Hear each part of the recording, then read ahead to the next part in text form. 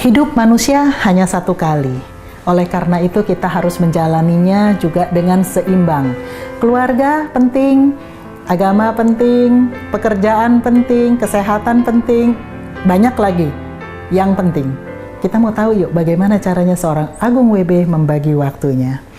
Pak, kalau saya dengerin tadi kayaknya ya, menulis buku sekian banyak, training sampai keluar kota gitu, kemudian juga ada putra-putri 3 orang. Gimana nih Pak cara bagi waktunya, bagi resepnya dong? Ya. Banyak sekali Bu Elis yang berpikir bahwa kita itu hidup di dalam waktu. Banyak sekali yang berpikir seperti itu. Artinya ketika saya berpikir bahwa saya hidup di dalam waktu, saya nggak akan bisa ngatur waktu. Padahal kalau dalam satu hari itu 24 jam, 30 hari kita punya 720 jam. 720 jam. Dalam 30 hari. Jadi saya berpikirnya adalah 1 bulan. 720 jam. Nah, kalau saya gunakan satu hari itu 8 jam, entah di jam manapun juga. Satu hari 8 jam, 1 minggu 40 jam, 1 bulan itu hanya 160 jam. Dari 720 dikurangi 160, paling tidak kita masih punya 580 sekian jam. Masih banyak sekali loh Willis. Masih 580 sekian jam. Nah, tinggal kemudian kita bisa benar-benar memanfaatkan yang 8 jam ini mau kita taruh di mana. Artinya, kalau seseorang yang bekerja formal dari jam 8 pagi sampai jam 4 sore, oke lah, gunakan waktu itu untuk dirinya sendiri dengan pekerjaan. Di luar itu harus digunakan untuk waktu yang bisa digunakan untuk berkarya apapun juga. Nah, di luar waktu yang 8 jam dan digunakan untuk karya dirinya sendiri juga, dia memang harus bisa melihat waktu kapan untuk keluarga. Nah, kalau saya, karena saya berpikir bahwa saya adalah di luar waktu, jadi saya tidak diatur oleh waktu, tapi saya bisa mengatur waktu tersebut. Itu adalah satu paradigma. Sebenarnya simpel kok, ketika orang berpikir dan punya paradigma bahwa dia ada di luar waktu, dia akan bisa mengatur waktu itu. Kalau saya mempunyai paradigma bahwa saya ada di dalam waktu, saya pasti akan dikejar-kejar oleh waktu. Yang ini deadline, yang itu deadline, yang ini deadline, yang itu deadline, akan dikejar-kejar oleh waktu. Contohnya gini Bu Elis, saya setiap hari harus memperbarui blog saya, di Blogspot maupun di Kompasiana. Paling tidak ada artikel baru, 1-2 hari, paling telat 3 hari itu saya harus ada artikel baru. Kemudian saya menjadi kontributor di 2 media cetak. Deadline-nya setiap hari Kamis dan setiap hari Selasa. Deadline. Seminggu sekali nih? Seminggu sekali. Kemudian saya harus menyelesaikan buku. Kemudian di Facebook, di media sosial, saya membuat satu grup di mana mereka akan mengkaji tulisan saya, berbeda dari ini semua. Saya harus kasih mereka juga tulisan-tulisan. Itu baru tulisan. Belum kemudian kegiatan training, kegiatan penggalian budaya, kemudian kegiatan di mana saya harus ke sekolah-sekolah tertinggal untuk memotivasi para guru-guru. Ini menjadi kegiatan tersendiri dari training itu. Jadi ini bukan bukan di dalamnya training, tapi ini kegiatan terpisah dari training. Nah, di sana kalau saya berpikir bahwa saya ada di dalam waktu, saya akan dikejar oleh deadline-deadline ini. Ini nggak selesai harus ini nggak selesai harus ini nggak selesai harus ini. Nah, saat saya berpikir punya paradigma bahwa saya berada di luar waktu, artinya saya bisa mengatur waktu tersebut. Bahkan Bu Elis, ketika saya diminta oleh sebuah perusahaan BUMN, sampai sekarang, saya bisa mengatur waktunya. Kapan saya harus ke kantor dan kapan saya harus nggak ke kantor. Wow. Itu karena Pak Agung berada di luar waktu. Saya mempunyai paradigma, gitu ya? betul. Saya mempunyai paradigma di luar waktu. Jadi ketika orang mempunyai, oke Pak Agung kita akan meeting hari ini. Saya bisa bilang oke, terus mereka tanya, loh Memang Pak Agung nggak ngantor, nggak? Saya suka-suka saya kalau ngantor. Ngatur waktunya sendiri ya. Iya. Nah, ngomong-ngomong mengenai ngatur waktu nih, karena Pak Agung sudah bisa mengatur waktunya itu. Sekarang saya mau tanya, masih ada lagi nggak sih yang ingin dicapai oleh seorang Agung WB? Dan impian-impian apa saja sih yang ingin diraih? Ya, masih ada Bu. Sampai sekarang itu saya mempunyai impian yang sangat besar tentang reinviting culture Nusantara. Reinviting culture reinviting Nusantara. culture Nusantara. Okay. Contohnya gini, contohnya Borobudur.